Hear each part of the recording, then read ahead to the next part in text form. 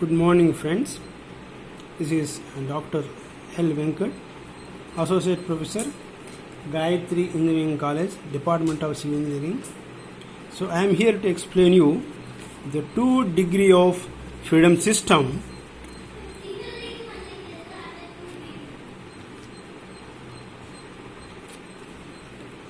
So, when we say 2 degree of freedom system, we mean there are two masses connected by the spring system, something like this. So this is a spring, this is a fixity, and it has got a spring connected by one mass m1, then further spring of k1, this is spring k2 connected by the mass m2. And this mass m1 has got freedom of, let us say, x1, and this freedom has got x2. This is the 2 degree freedom system. So this also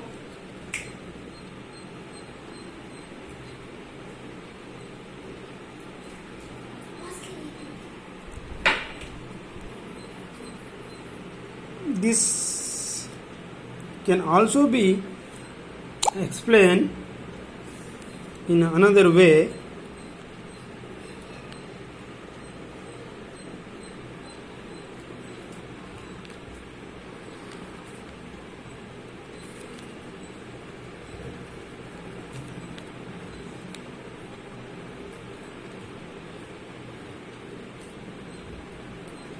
This is the mass m1 connected by spring k1. This is mass m2 connected by spring k2, and it has got displacement of x1, this displacement of x2. These two are similar. Now and we are talking about the free vibration and without damping.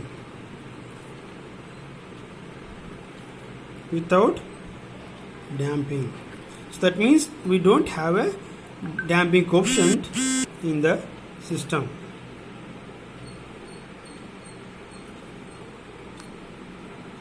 So now our question is how to understand the response of such a system. So far we had only the single degree freedom system. It's like this. It was connected by only one spring, one mass m1 and k1, and a response with the x1. So we know the response of that, and because it is free vibration, we have learned undamped free vibration. Now the system having 2 degree of freedom means one more spring is connected with additional mass of m2 and another degree of freedom x2. So how to solve such a problem is what we want to discuss now. So here one important assumption we have to make, that the displacement of x2 is more than x1. Displacement of x2 is more than x1. As we know, the free vibration means I need to give initial displacement, right? So now, because there are two masses, which displacement I have to give? Initial displacement for which mass I have to give? Now I have to give displacement for both the masses, x1 as well as x2. For both masses I have to displace and leave. Then system starts vibrating. But I have to give initial displacement such a way that the displacement for mass 2 is more than the displacement for mass 1. This is what the important criteria. So now if you look at carefully the free body diagram of each of the masses, let us take that mass m1, the mass m1 the mass m1, this anything okay. So this mass m1 has got the spring force, which is when I try to pull down, when I try to pull down here, when I pull down, so this, there will be a tension in the spring. The tension force in the spring is given as K1 into X1, right? K1 into X1. Now I said X2 is more. X2 is a more, that means again there is a tension in the spring K2. There is a tension in the spring K2. So tension means the arrow away from the point. So the spring force K2 in K2 is nothing but X2 minus X1. K2 into X2 minus X1. These are two different forces, but because the system is dynamic, there will be an inertia force always opposing my this force, which is my m1 x1 double dot. m1 x1 double dot. This is my inertia force always opposing my the motion. So if I try to write down the equilibrium, that we'll see here. That means it is my m1 x1 double dot, m1 x1 double dot plus k1 x1 minus k2 of x2 minus x1 is equal to 0. This from the mass 1. Similarly, we can look at, this is simply the equilibrium system. So now let us take the mass m2. This is from the mass m1. Let us take mass m2.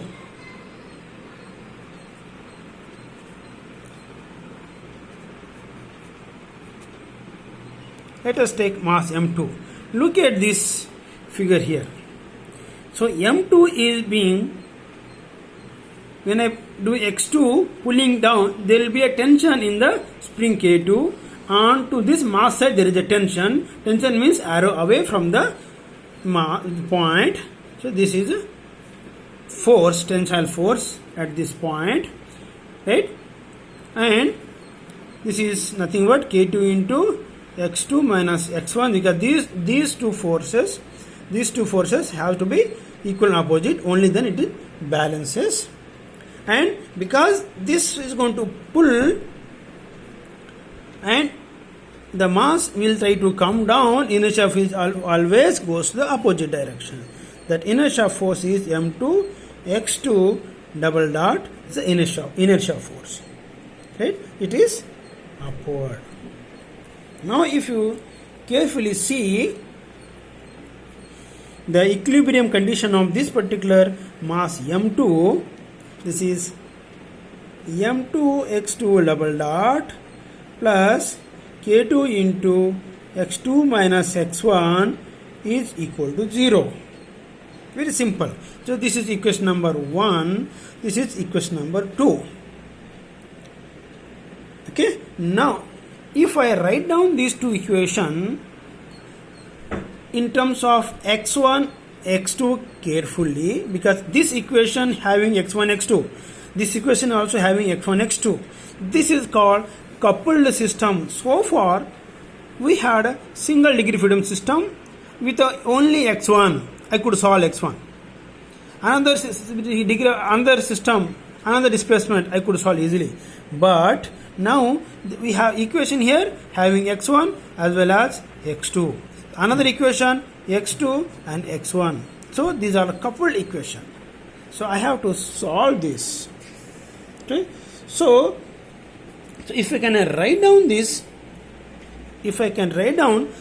equation 1 and 2 x1 terms properly, so m1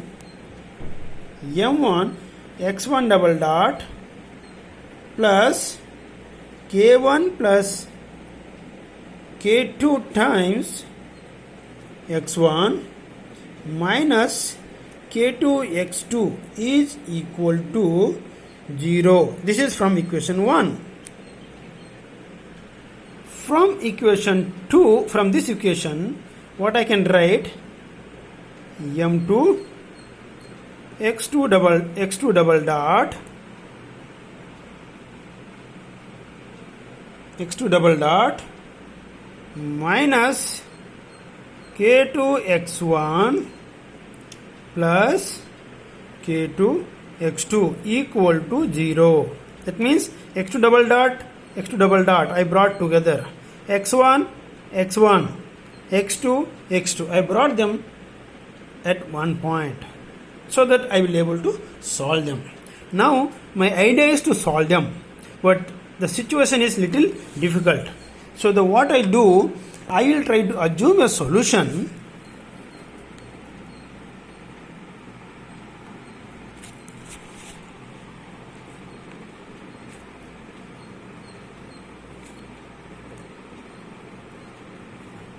Assume a solution which is x1 is equal to a sine omega t and x2 equal to b sine omega t.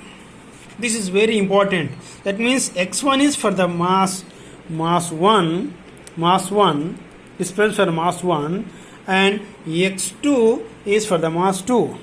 So if you observe carefully here, what we can see in the both system displacements of the mass 1 and mass 2, that omega is same.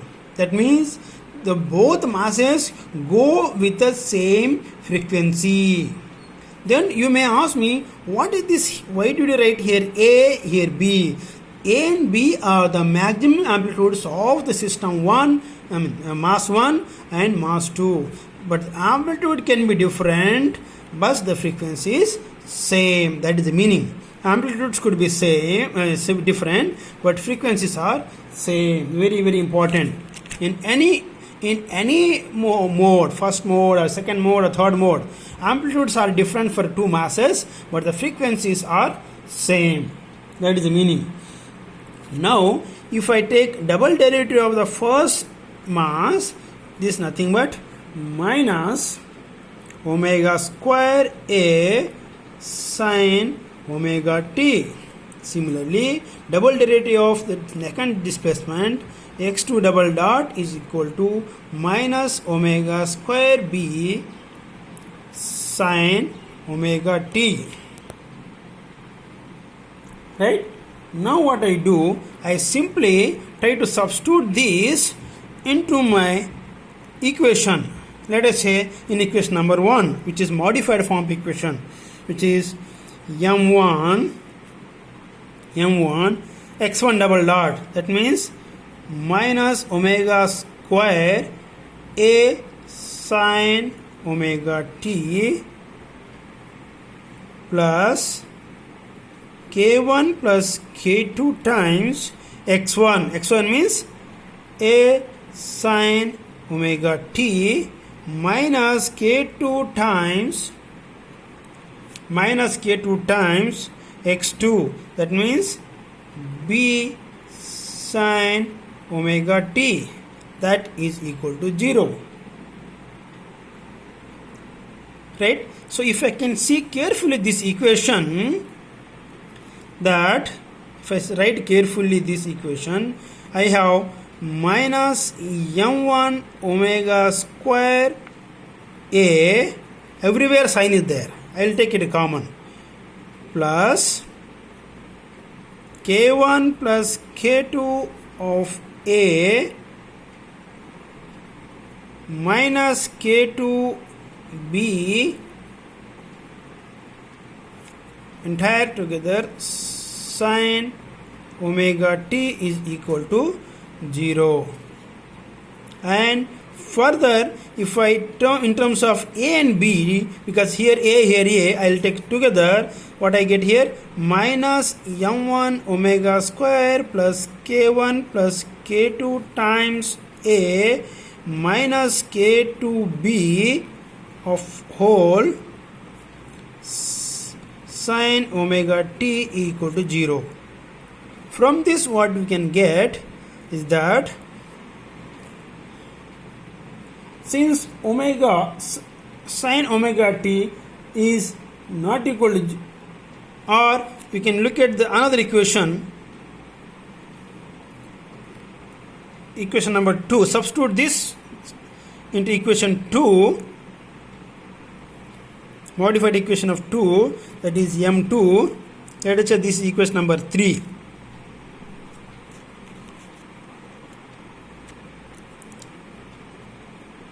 m2 x2 double dot means minus omega square b sin omega t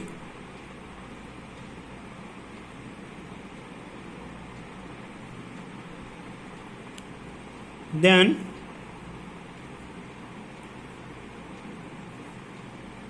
minus k2 x1. K2 x1. X1 is a sin omega t plus k2 times x2. X2 is b sin omega t is equal to 0. So here again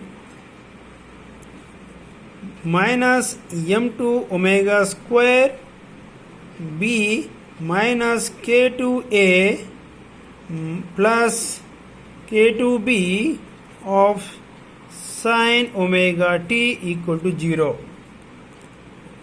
If I write k1 k2 terms separately, so what I get,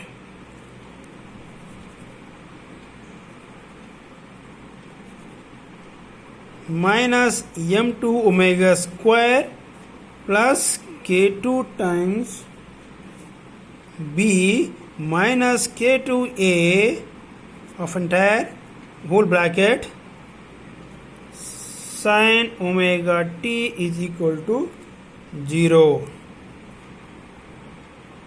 This is equation number 4. Now comparing this, if you take equation number 3 separately, what we can get from equation 3, what we get is that equation 3 implies that minus m1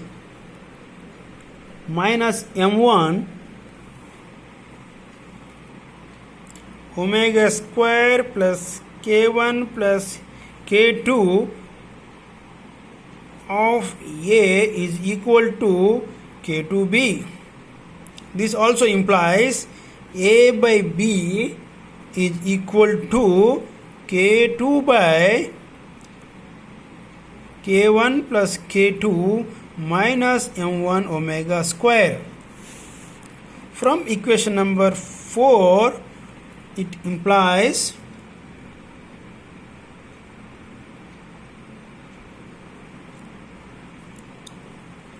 minus m2 omega square plus k2 times b minus k2a equal to 0.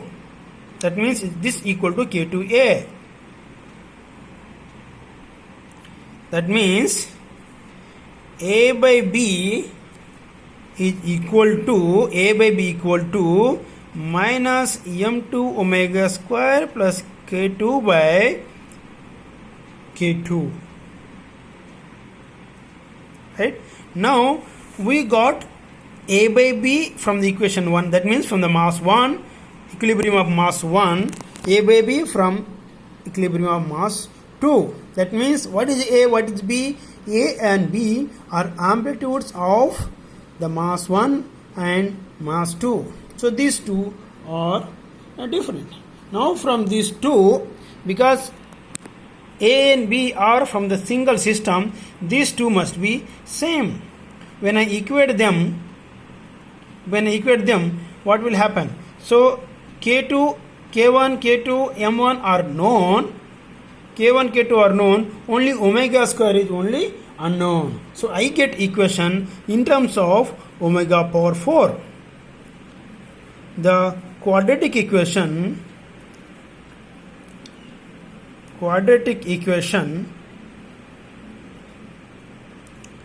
in terms of omega square. So by solving this By solving this, I get 2 omega square. That is omega 1 square and omega 2 square. The smallest of one, omega 1 square, is called fundamental frequency, and omega 2 square, the next higher frequency, called second mode frequency. So now this question can be solved easily only when you give a value of k1, k2. Otherwise, it will be a too big equation to solve. So we can take an example of this particular case 2-degree freedom system and try to simplify it for m1 and m2, k1, k2 giving some value. So we will be able to get the value of frequency omega 1 square and omega 2 square. Now let us assume for simplification that m1 equal to m and m2 equal to 2m. That means second mass is the double of the first mass. And similarly, k1 equal to 2k and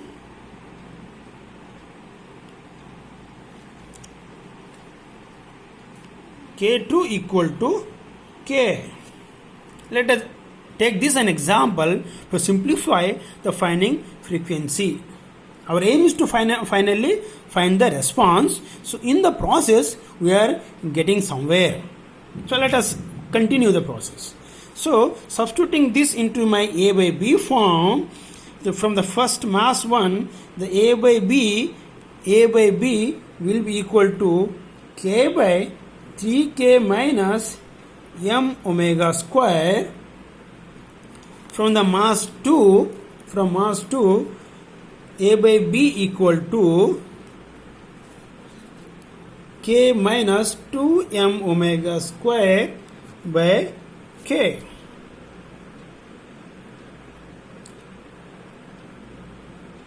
So equating these two, I am solving. What I get is omega square is equal to 7 by 4 k by m plus or minus 5.74 by 4 k square by m.